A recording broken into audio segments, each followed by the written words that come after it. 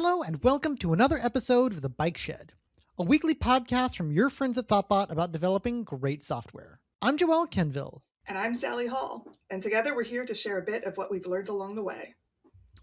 So Sally, what's new in your world? I had a fun time this weekend. My brother, who's one of my close friends and lives nearby, asked me if I could help him with his portfolio website. He's also in tech, but he's a designer. And has just decided, like, hey, I haven't touched this in a long time and I should freshen it up, and asked me for feedback. And I gave him feedback and then ended up like wandering into his GitHub repo and looking at the code itself and giving him feedback. And then at some point he was like, I don't think that matters. Like, I'm not trying to get it. I'm not a designer who codes. Like, I'm just trying to display the work I've done. It doesn't matter how well the website works if it works. And I was like, but it does matter. I do care about these things. Do you have a deployment pipeline? Right? Like, your commit messages are weird. You might want to like rebase this and squash some of those together. I think one of the things I said to him, I was like, you should add DS store to your git ignore. And he was like, my what? What? Like, right, okay. But then, I started like reading through like the case studies and things that he has on his website, and I'm like, okay, I don't know what any of this means, and it all looks very impressive. So good job. Uh-huh. My mom thinks we have the same job, but we really, really don't. Is it bad that when you first said portfolio, I was thinking like stock portfolio? Oh gosh. Although, why would you ever want a website for that unless you're hawking something? And why would you come to me for that? Website, yes. Stock portfolio, no. That's hilarious. Yes, development and design are specialty. Yes. Yeah. And there are plenty of people who do both, but neither of us are really those people. What about you? What's new in your world? I've been on a project where I've had to do a pretty significant refactor of a subsystem with some really gnarly code that had been sort of evolving over time. So bits and pieces had been bolted on. And I've been really leaning heavily on LLMs to try to explain why choices were made. And they're surprisingly good at code archaeology. So I can point it to... Oh, go ahead. I was going to ask, so you're asking it why things were made, like asking it to explain to you past decisions that other people made? Yes, specifically by using the git log. Okay. So I'll say, tell me who, tell me the why, and give me a commit SHA.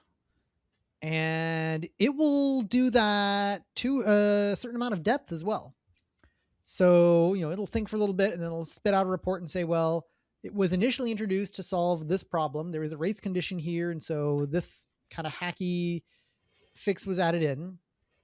And then somebody else was making a change over here and they merged it with this thing. And so now the like hack has to play sort of double duty because it fixes a hole here, but also is load bearing over there. And then somebody wanted to extract that into a shared module and it moved and it'll give me like the 3 commits. And I was like, that was really useful context.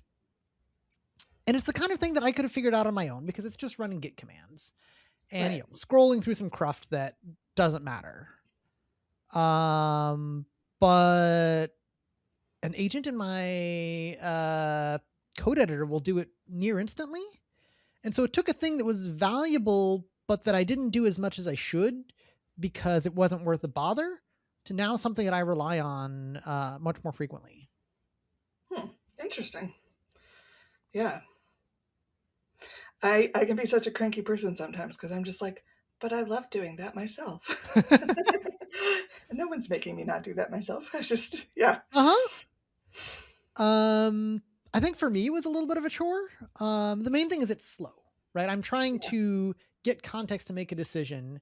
And now I'm going to spend the next 15, 20 minutes digging through the git log, trying to understand something.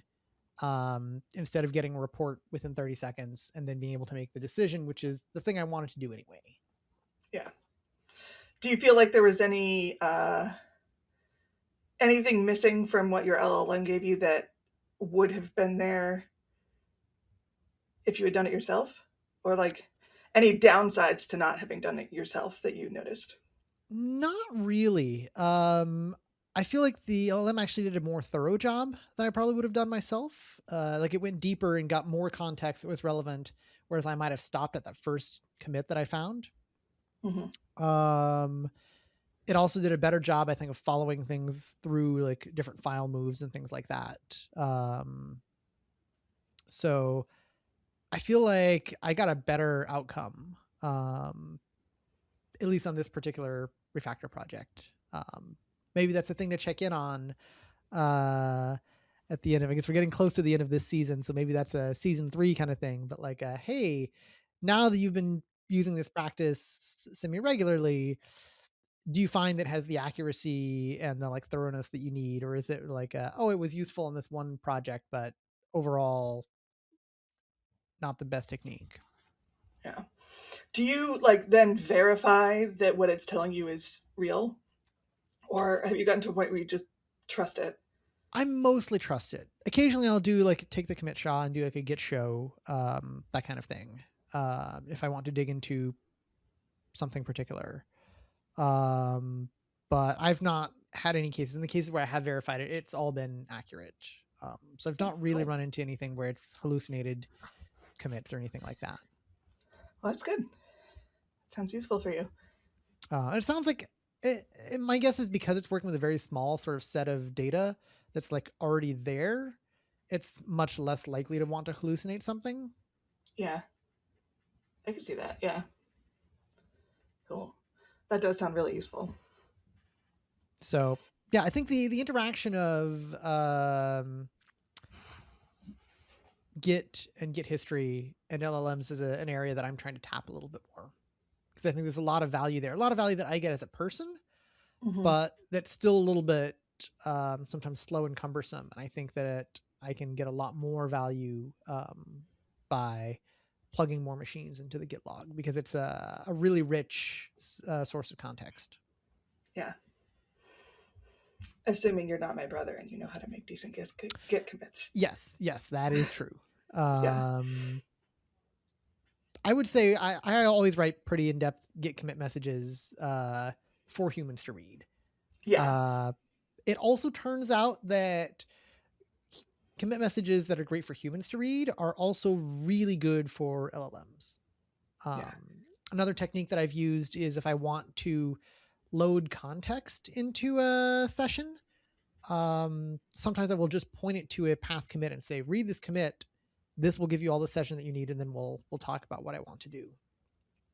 And because I've written my commit in such a way that another human could read that and get all the context, um, it also works really well for automated tooling. hmm, nice. Yeah, I was wondering whether you write commit messages differently using these tools, but it sounds like you don't, which No, no, I it's think is really, I think what's good for humans is typically good um, for an LLM. okay. Cool. Yeah. Any sort of like, why did we make this decision? Hmm. Um, what is this weird choice that was made in the code, or why did I structure things in a certain way? Any gotchas, any maybe benchmarks I ran on change, alternative decisions that were evaluated but we chose to not take, that sort of thing. Yeah. Cool. Because an AI is able to analyze a diff and sort of get a sense of what's happened in the diff better than a human can. I can stare at 1,000 lines of diff and it'll take me a long time to get a sense of what's happening. And so I often rely on the commit message to give me a little bit of a sense of the what in addition to the why. Whereas I think the LLM really cares mostly about the why. Um, and the human cares mostly about the why anyway. So making Yeah. sure that's included in that, in the commit message, I think is what has the highest impact Yeah. and will have the highest impact on your colleagues. Yeah. It's the Yeah. thing that I push for the most on uh, colleagues and clients is the you have a change, you tell me what you did, you didn't tell me why you did it or why you went down this path and not another one. Can you please explain that decision? Yeah. Yeah, those are so crucial. I find that, I a good commit message has prevented me from reintroducing a bug a lot. you know, like why are they doing this way? This seems like a very strange way to approach this. And then you go to the commit history and you're like, "Oh, I see that they've listed out all the things I thought they should have done instead as things they tried and didn't work, and here's why." Uh-huh. Well, would you like to talk about test suite performance? I know it's a topic you enjoy. It's a topic I enjoy. Yeah, yeah. I've done a decent amount of work on projects that required better performance for the test suites. I gave a talk at RailsConf several years ago titled Your Test Suite is Making Too Many Database Calls. That Mm-hmm. was all about a particular aspect of performance. I've done a decent amount of work with parallelization as well. So I've touched a bunch of different aspects of performance. Um, what are some areas of test performance that you've had to interact with recently? The test performance issue that I have dealt with the most has tends to be like system tests. Mm, A system test is inherently going to be slower than a unit test, but sometimes we need them. And so, like, when do I write it? How do I write it? Why do I write it? How do I make it less painful? are you talking specifically capybara driven? For the most part, yeah, that's where most of my experience is. How do you feel about the testing pyramid as a concept? I think it makes a lot of sense. I'm trying to remember exactly how that works. It's the idea of like, it's like if we compared it to the food pyramid, like system tests would be like desserts. Right, right. Yeah, yeah. I do think that makes sense. I think I definitely, many, many years ago, system tests were often the first tests I wrote. Uh huh. Um, and I think that is less the case now, Do you especially, do you find go ahead. yourself writing kind of an outside in approach, writing system tests first and then letting that push you towards unit tests, or do you tend to sort of go inside out, starting with unit tests and then working your way up to system? I think I do both. I think it kind of, I think it also depends on like, am I working on a whole new feature, right? In that case, I might do outside in more because, like, what is this user interaction going to look like? Or am I writing a test because I'm fixing a bug and want to prevent regression? That's fair. Yeah. What about you? I do also a mix. If I am sort of doing classic TDD, I tend to prefer outside in, Mm-hmm. especially for new feature work. Mm-hmm. So you sort of start with a broad description of like what are the parameters within which I'm trying to build this feature, and then within that I can play around and come up with an implementation that does what I want. And maybe parts of that implementation need extra tests for themselves. So I do really like that approach. Um, but these days, sometimes I find myself testing after, and so that can be sort of a little bit of whatever. Yeah. I find that, yeah, the idea of like testing a little after these days, I feel like sometimes that feels like a spicy take, but I don't think it really should be. But um, I think the thing that most often will lead me to switch to like TDD if I haven't been doing it otherwise is going like, man, I keep doing these same like four manual setup things to see where my work is and to like work through it. I should really just put this in a test that I can run. The write a test with some like setup, and then put a binding pry in it so that you can Oh get yeah. exactly the state that you need to like manually check some things. Like even just the debugging technique, I really do like that. Yeah. Yeah. What okay, what is your spiciest test performance take? Because I know you've got some. Spiciest test performance takes. I would say that it's almost like adjacent performance take. Hmm. But one of the big causes of slowness in a test suite is going to be database writes. Hmm. And typically this is going to be caused by using FactoryBot. Uh, I think most people don't really understand the value of FactoryBot or how to use it. Um, and so oftentimes end up making the wrong trade-offs when it comes to performance in their tests, but also end up making tests that are really, really slow. Yeah. I'm wondering if I am guilty of some of these trade-offs. Give me an example. Let me flip that question back to you. What would you Okay. say is the value of FactoryBot to you as a developer? Why do you like that tool?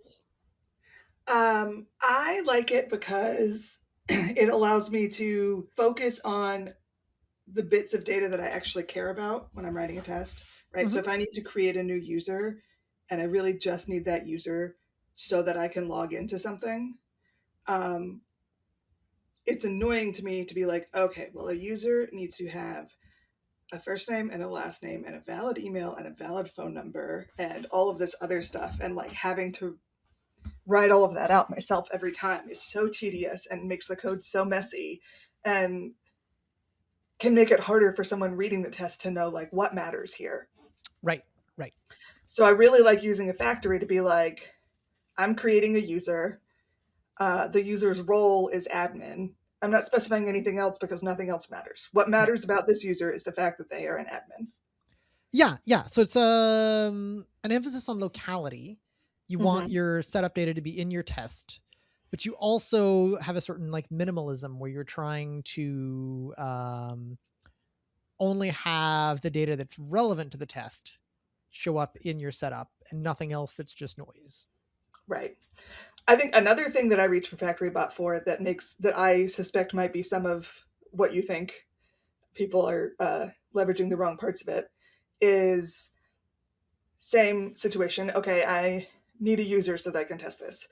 But all users have to belong to an organization. And then there might be like another layer of that, Right, right? So every time you instantiate a user, you have to also instantiate an organization.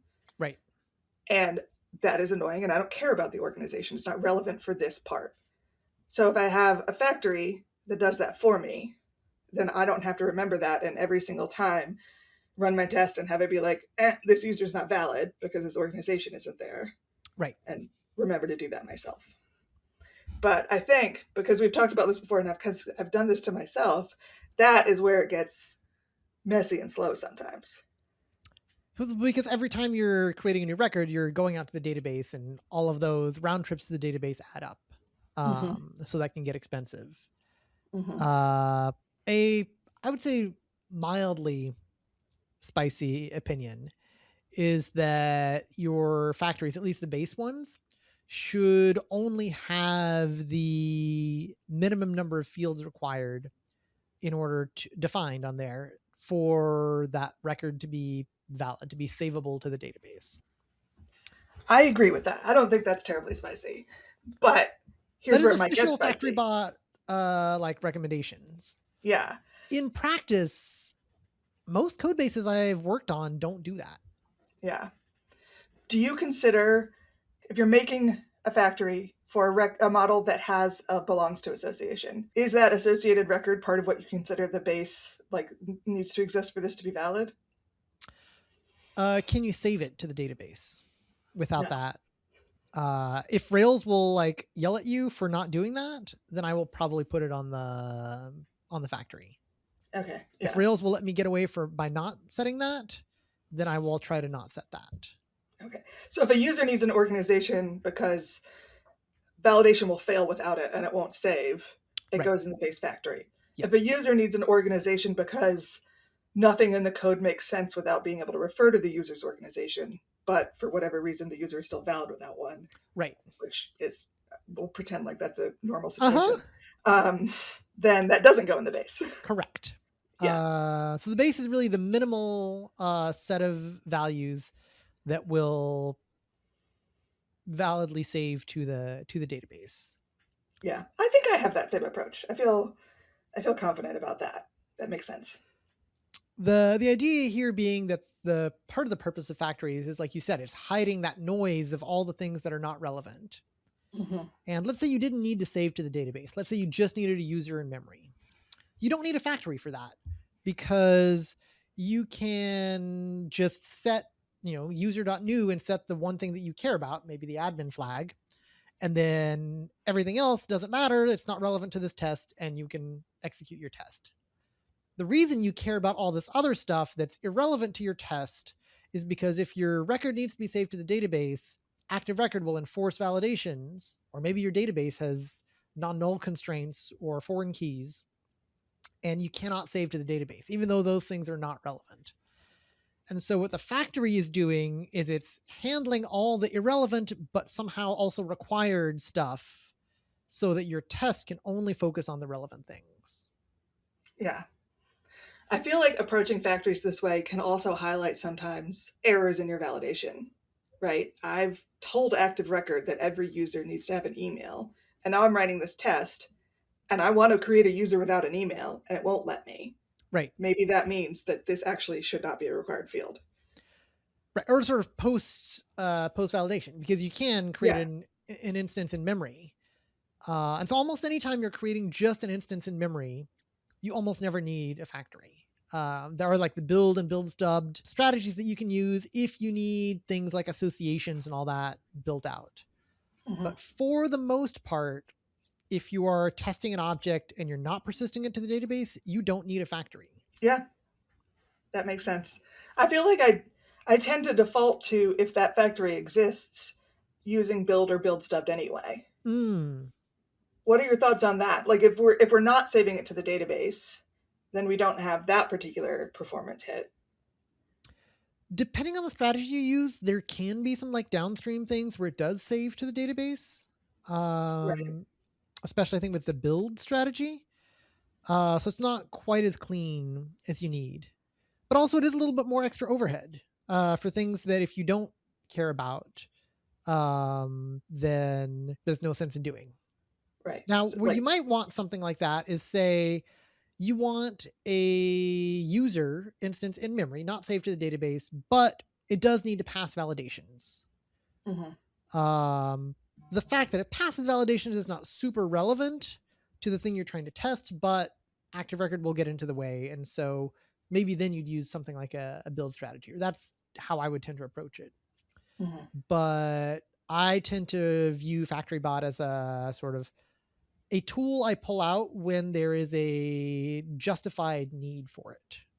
But my ideal would be just calling user.new in the test every time. Yeah. So it's a tool you use, but it's not like one you keep at hand, not your favorite knife.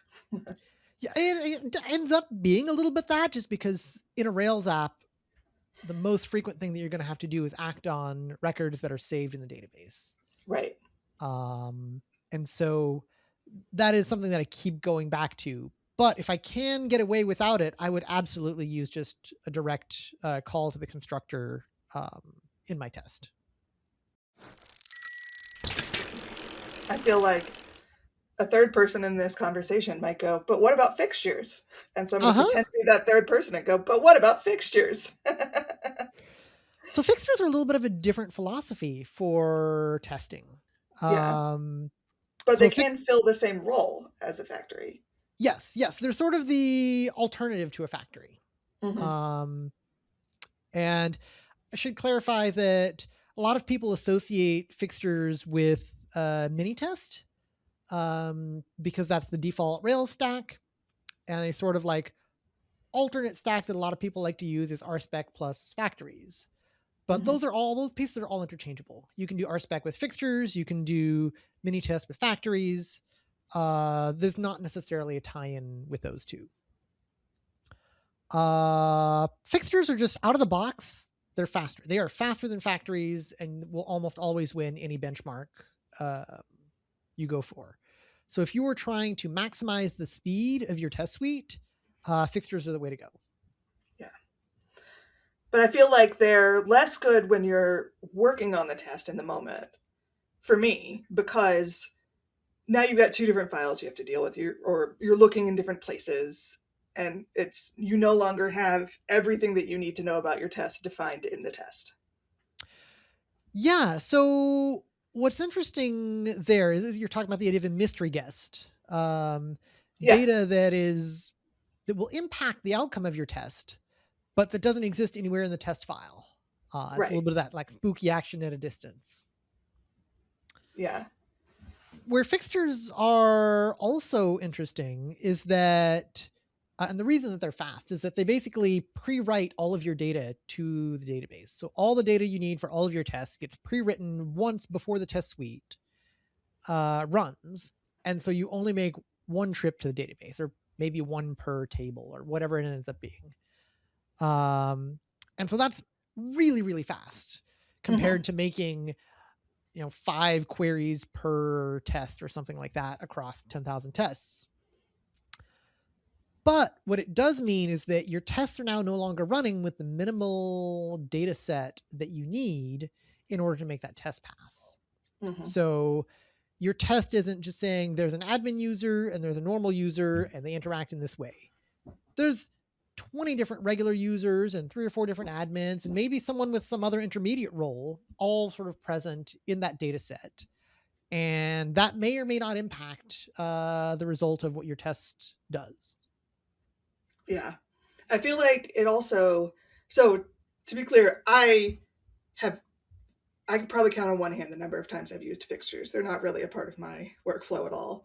Um, but the things that pop into my head when I think about working with them are things like, say you're on a big team, right? And you're using fixtures, and as I'm writing a test, I'm realizing like I actually need this user to be a little bit different, Yeah. right?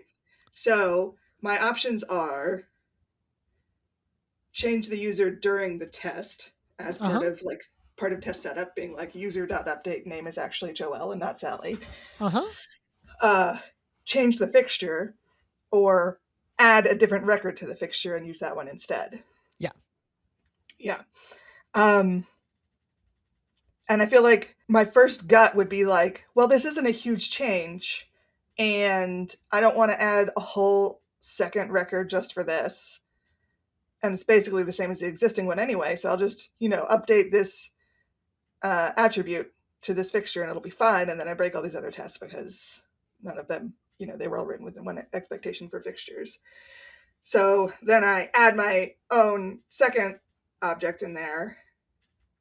And now we've got 14 different people have all added variations of an admin user that could actually all just be the same record. Right. Right. Your fixture files need a certain amount of curation, Mm-hmm. which to a certain extent is also true of factories. Yeah. But factories, at the very least, you can have for your base factories a like pretty hard and fast rule. That idea of like the only things that get set in your factory file are, or on your base factory, are anything that's required in order to pass a validation. And so that's like a hard and fast rule that you can sort of apply unthinkingly and doesn't require a lot of different judgment from different people on your team, Mm-hmm. as opposed to what does and doesn't count as a fixture requires a little bit more judgment. Yeah. And at what point do you need to add something new as opposed to modifying something there? Yeah, yeah.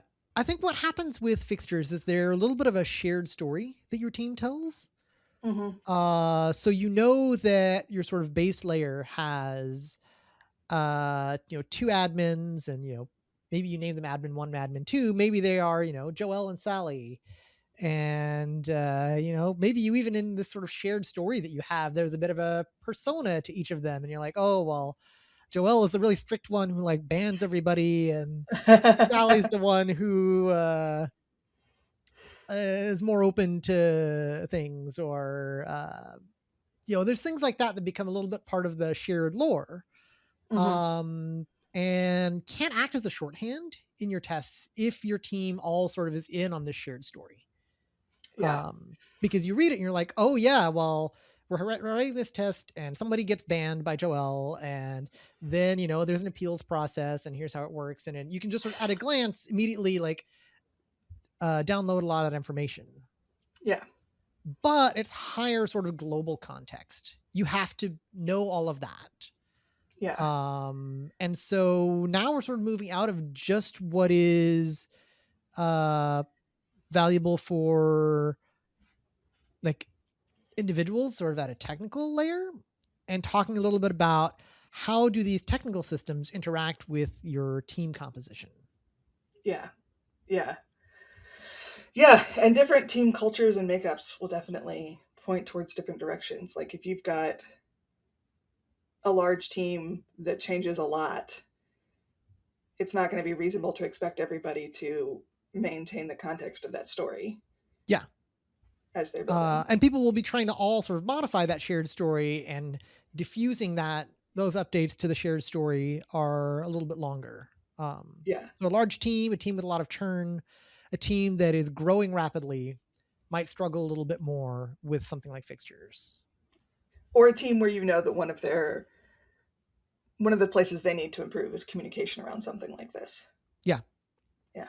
A small ish stable team with, good communication patterns will probably get a lot of value out of fixtures because that shared story does have advantages. Hmm. Um, a way that you can maybe sort of short circuit some of that onboarding cost or churn cost is by using your test fixtures as your development data. And so Hmm. you just sort of reset your development environment every day or every other day just to the latest whatever is in that fixture file. And so now you get to sort of explore that shared story as part of your clicking around in the browser day to day. And so it helps the team stay up to date with that shared story. So in that situation, your fixtures are playing the role of what could also otherwise be your factories, but you can also use them as an alternative to your like seeds.rb file where you're seeding the database with 70 million individual database interactions for your development environment. Yes, these are specifically development seed Yeah, files. development. Yes. Yeah. Yeah. Um, that's another classic mistake I think people do is they'll put a lot of like dev stuff in the seeds file, and that's really meant for data that's required across all environments.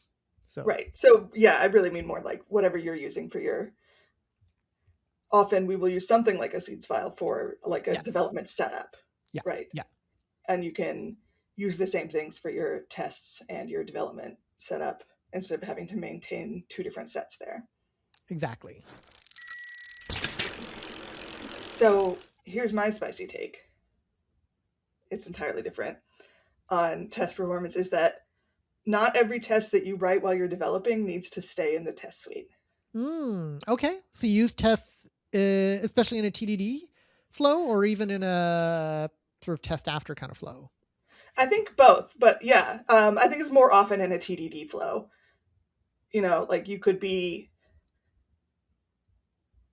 Now I'm trying to think of an example of this, but well, I think sometimes I will do this when I'm testing a bug fix, and I want to test a couple variants of it repeatedly to make sure that I'm hitting edge cases that don't necessarily need to always be tested in the test suite, I see. especially if we're talking about a system test or something, right? So there's this one very strange edge case where a person does this series of actions and the JavaScript does something unexpected and it's a bug.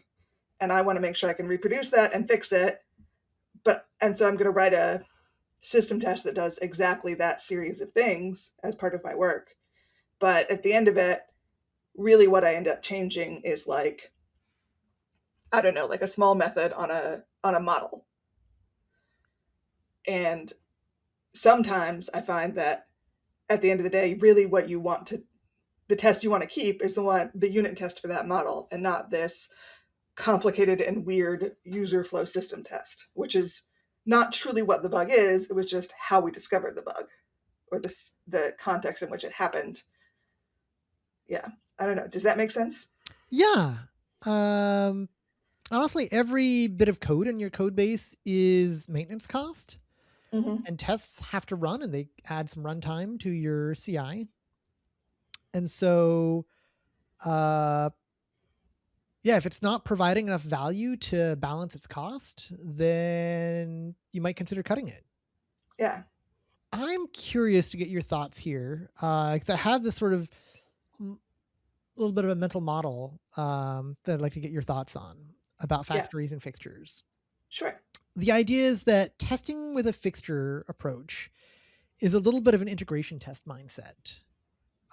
You're creating a sort of complete world with Mm-hmm. sort of, let's call it realistic data for a full system.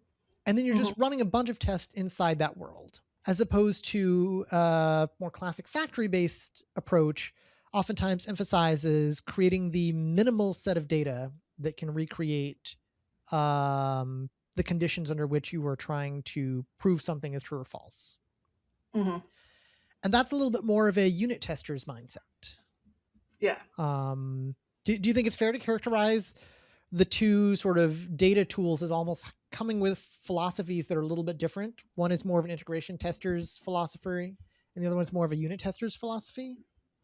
I think it's a valid angle to view those through. I think, and I don't think you're saying this, but I don't think that that's like a hard and fast. If you're using fixtures, you're automatically the tests you're writing are more like integration tests, or if you're using um, factories, the tests you're writing are more like unit tests. But it feels like a good Like analogy shorthand. or a good like yeah mental model, Yeah, which is yeah. how you started. Yeah, you asked me about the testing pyramid, but I haven't heard your thoughts on the testing pyramid.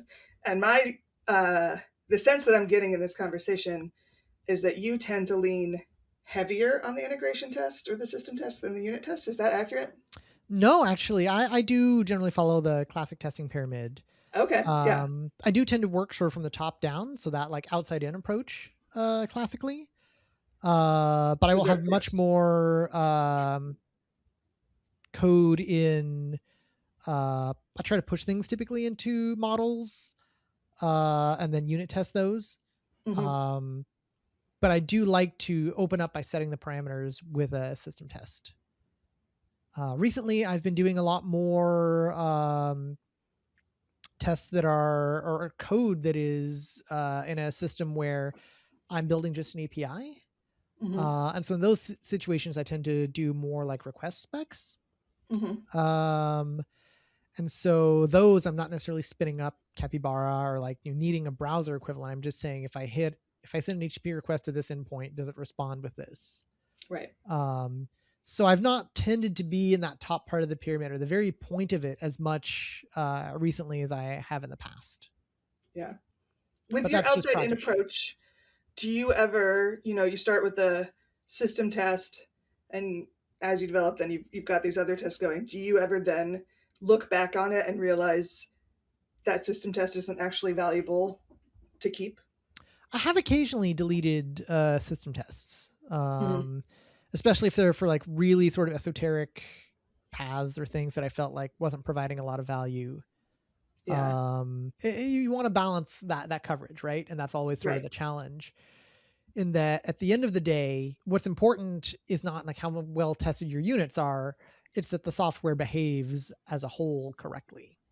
Right. You could have a whole bunch of perfectly behaved units that do not cooperate. But having well-tested units sometimes makes it easier to reuse pieces or catches bugs or allows you to test edge cases that are just too expensive to test at the integration level, or where there's just too much combinatorial explosion to test at the integration level. And that's the Yeah. whole idea of the testing pyramid, is you can have that volume of coverage at the unit level.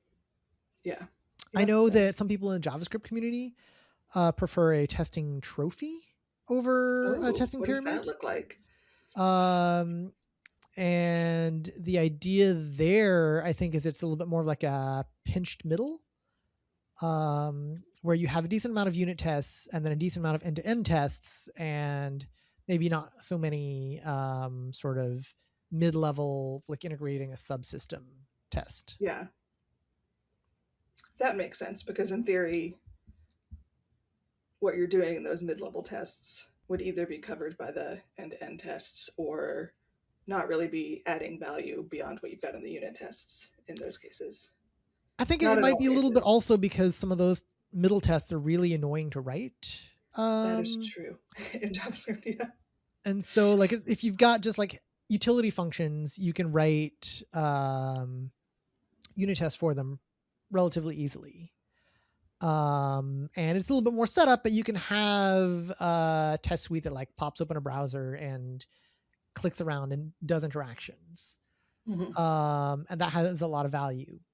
But testing at the maybe component layer in React uh, can get annoying because you're having to like stub out all these things. Yeah, I feel like I'm having flashbacks to trying to write tests at the component layer in React and experiencing exactly this.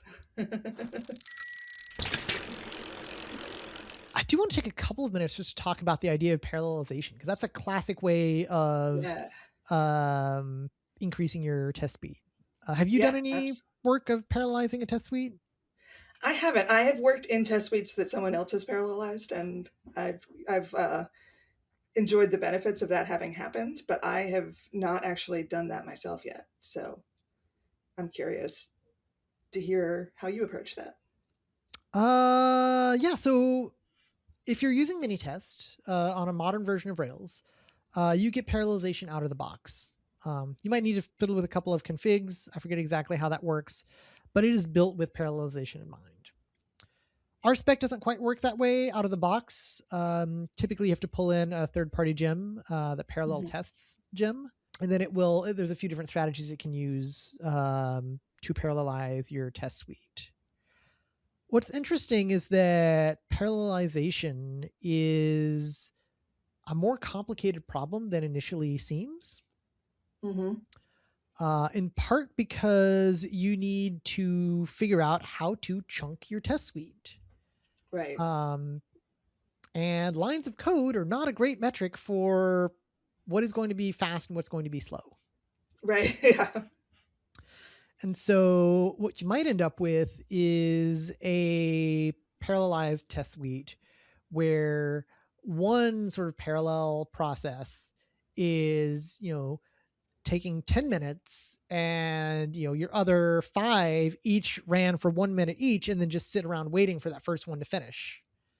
So sure, you shaved a few minutes off by passing some data or some work to those extra parallel tasks. But if most of the work is sitting on that one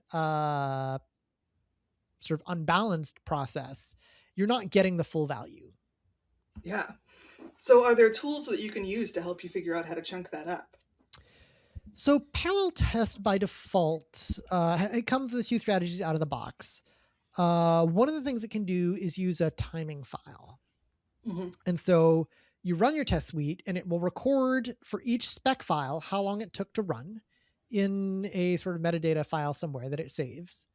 And then the next run can read that and do the math and say, well, on balance, a file is probably going to run in about the same amount of time as it did last time. And Mhm. maybe you made some modifications, so that file is going to be a little bit off, but on average, that ends up being a pretty good estimation. And so we can use that to split up the work. And that works decently well. Mhm. If you've made modifications, that can be a problem. And if you have what I've sometimes heard referred to as tentpole files, so specs that are really, really slow, and those are typically your integration tests, that might be a problem as well, especially if it's a real outlier. Mhm. Because ideally, what you want to do is take your total test suite time, divide it by the number of workers you have, and each worker takes 1/nth of your test suite time. Yeah. So you've got 5 workers, you want each to take about 1/5 of the time. So let's say you've got a 10-minute test suite, every worker should process about 2 minutes worth of work. Well, what happens if one of your test files takes 5 minutes all by itself? Yeah, you're not going to get down to 2 minutes. Yeah. Unless, so I'm questioning here as someone who hasn't done this. Um, is a test file the smallest unit at which you can split up this work into parallel streams? So that's where the interesting question is the chunking things up. The easiest thing to do is to chunk by file. Mhm. Um, Once you start chunking smaller than that, I think you start having to like play less into just giving file paths to processes and having to like read and interpret those files to get like Ruby objects from RSpec and then pass the examples around. Hmm. So it can get more complex. So in general, you're probably going to be working at the file You're level. probably working at the file level. Yeah. Although there are some things you can do to work at the, let's say, the example level. Yeah. Um, we've also been talking about sort of pre-splitting, Hmm. using a timing file, something like that. You can also put all of your tests or all the files in a queue, sort them roughly by the amount of time. Maybe you have a timing file still. Sort them all by roughly slowest to shortest. Put them all in a queue, and then every worker just pulls from the queue. And Yeah. so that That makes way, sense. nobody's waiting doing nothing while somebody else has a big backlog of work to do. You only get to take one file at a time. You process that, and if it takes you longer than expected, well, great. The other workers will pick up the other things. And so that ends up being more of a self balancing process. Yeah. So there are tools you can run to sort of have your own queue system. There are third party services that will do that for you. I think Knapsack Pro is the sort of more famous one. Hmm. Um, it just manages a queue for you where it'll like, and a timing file and all that. So you just tell it, hey, I've got so many workers, so many test files, and it'll assign files to your workers. Yeah. And that can be nice too because it's easy to sort of scale up and down. Do you, when you are parallelizing a test suite, do you tend to sort of do the same approach for when you're running tests locally and when you're running them on CI, or are there variations in sort of what you think about for setting up parallelization for those two contexts? I tend to try to do something similar when I'm running local versus CI. At least I'm running a full suite. Hmm. If I'm running a single example or just Right. one file, then You can't I don't care. parallelize one thing. And it's just not worth the overhead, right? Yeah. Which is another thing. Part of what is expensive with your test suite is overhead. And so your Rails app takes a little while to boot. It might take, you know, 5 seconds, 10 seconds, depending on the app. If it's a very large one, I've seen, a minute plus to boot a Rails app. Hmm. Every worker that you have is going to have to pay that cost. And so if you say, well, I've got 10 minutes worth of tests plus 1 minute of boot time, that's 11 minutes of total work. Split that across 5 workers. I'm not going to do 11 divided by 5. What I'm actually going to do is say they all pay that 1 minute overhead, and now each of them gets to have 1/5 of that 10-minute test time. Yeah. So total runtime is going to be 3 minutes per worker. 1 minute of boot time plus 2 minutes of test time. For a total of 15 minutes of total execution time summed up across all threads. Yeah. Which means that you're going to start seeing some pretty heavy diminishing returns for your test suite as you start throwing more workers at this. And especially if you're like saying, well, I'm not just going from like 2 to 3 workers, but I'm going to go to like 16 or 32. And once your test suite time starts going like well below the Rails boot time, then you're sort of like every worker is like adding just a tiny little bit of increase to your test time while paying the full boot time. Yeah. So again, with the example of the 1 minute boot time, now you've got something where adding a new worker is like shortening your actual test run, maybe by 10 seconds, but you're paying 60 seconds worth of boot time.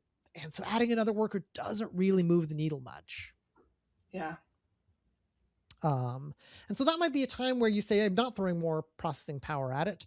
I want to look at reducing my Rails boot time. So Yeah. you might do some more lazy loading. You might do, there's a variety of techniques that you can use to make that better. Yeah. That's a whole other episode. Yeah. Yeah.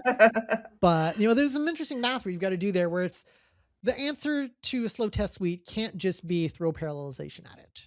Yeah. Like many of our problems, there's not a one size fits all solution here. one thing that will help you with your parallelized test suite as well, make the total test time shorter, right? That's another lever you get to move. Yeah. Maybe by making fewer total database calls, whether it's by improving your factories, switching to fixtures, using a combo fixtures factories approach, because there are a few strategies for doing that we didn't have time to cover. Mhm. But yeah, I would say in general, the levers you have to play with are parallelization, total test suite time, and sort of overhead. So any sort of extra startup costs you have to pay. Yeah, makes sense. So you pull on those three levers in the balance that fits with the trade-offs of your team and your app, and that puts you well on the way to improving your test suite times. I feel ready. On that note, shall we wrap up? Yeah, let's do it.